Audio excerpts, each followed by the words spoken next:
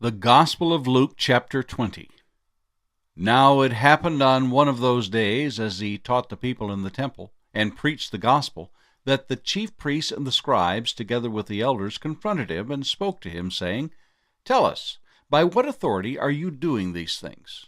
Or who is he who gave you this authority? But he answered and said to them, I also will ask you one thing, and answer me. The baptism of John, was it from heaven or from men? And they reasoned among themselves, saying, If we say from heaven, he will say, Why then did you not believe him? But if we say from men, all the people will stone us, for they are persuaded that John was a prophet. So they answered that they did not know where it was from. And Jesus said to them, Neither will I tell you by what authority I do these things. Then he began to tell the people this parable. A certain man planted a vineyard, leased it to vine-dressers, and went into a far country for a long time. Now at vintage time he sent a servant to the vine-dressers, that they might give him some of the fruit of the vineyard. But the vine-dressers beat him, and sent him away empty-handed. Again he sent another servant, and they beat him also, treated him shamefully, and sent him away empty-handed. And again he sent a third, and they wounded him also, and cast him out. Then the owner of the vineyard said, What shall I do? I will send my beloved son. Probably they will respect him when they see him. But when the vine-dressers saw him, they reasoned among themselves, saying, This is the heir. Come, let us kill him, that the inheritance may be ours. So they cast him out of the vineyard and killed him.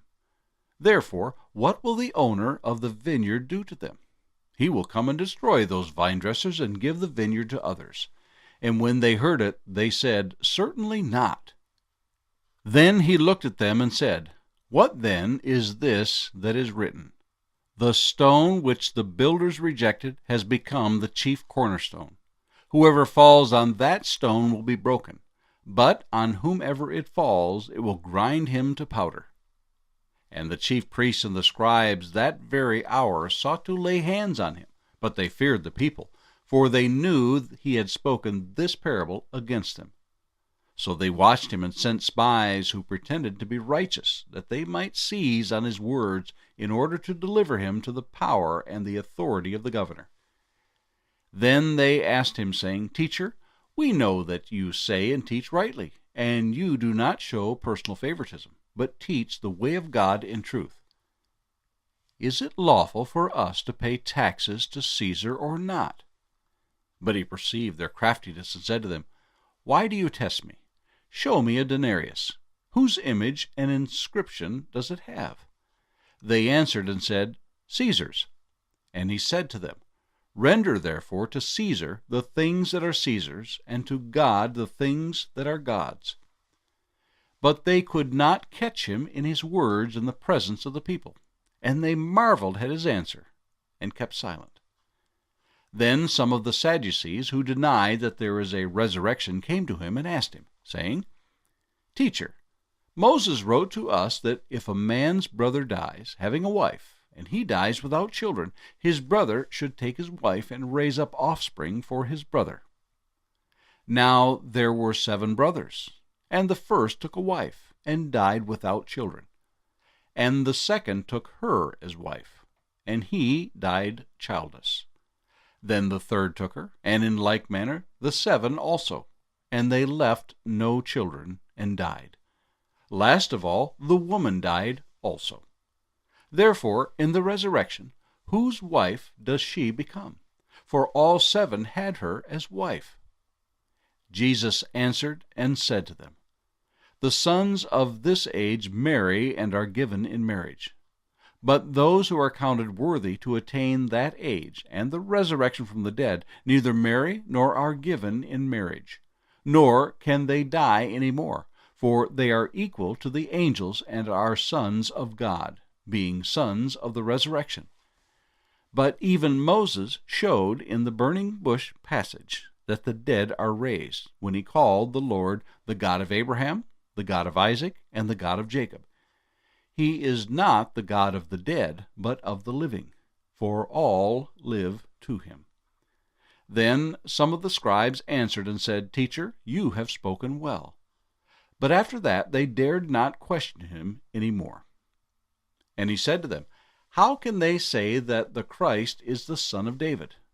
Now David himself said in the book of Psalms, The Lord said to my Lord, Sit at my right hand till I make your enemies your footstool. Therefore David calls him Lord. How is he then his son? Then in the hearing of all the people he said to his disciples, Beware of the scribes who desire to go around in long robes, love greetings in the marketplace, the best seats in the synagogues, and the best places at feasts, who devour widows' houses, and for pretense make long prayers.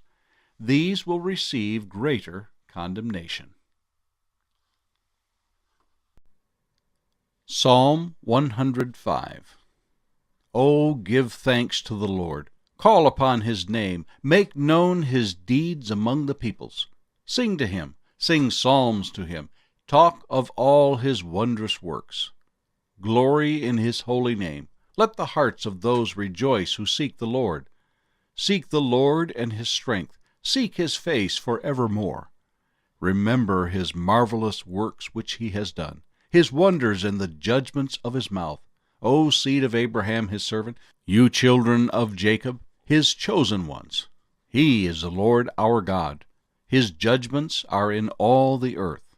He remembers his covenant forever, the word which he commanded for 1,000 generations, the covenant which he made with Abraham, and his oath to Isaac, and confirmed it to Jacob for a statute, to Israel as an everlasting covenant, saying, To you I will give the land of Canaan as the allotment of your inheritance.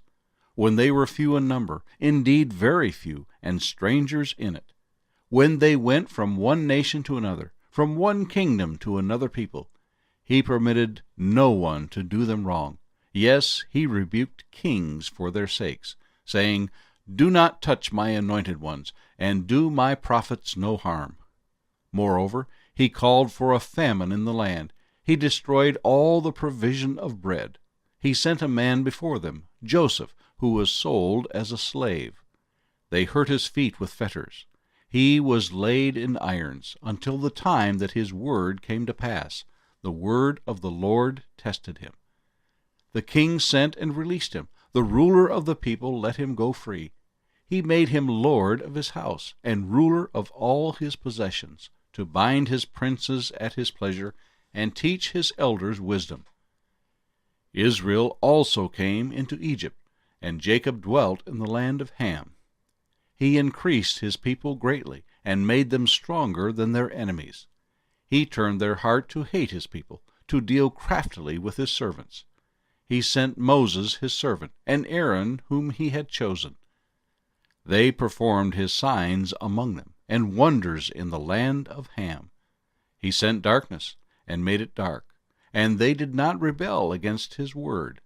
He turned their waters into blood, and killed their fish. Their land abounded with frogs, even in the chambers of their kings. He spoke, and there came swarms of flies, and lice in all their territory. He gave them hail for rain, and flaming fire in their land. He struck their vines also, and their fig trees, and splintered the trees of their territory. He spoke, and locusts came, young locusts without number, and ate up all the vegetation in their land, and devoured the fruit of their ground. He also destroyed all the firstborn in their land, the first of all their strength. He also brought them out with silver and gold, and there was none feeble among his tribes. Egypt was glad when they departed, for the fear of them had fallen upon them. He spread a cloud for a covering, and fire to give light in the night. The people asked, and he brought quail, and satisfied them with the bread of heaven. He opened the rock, and water gushed out. It ran in the dry places like a river.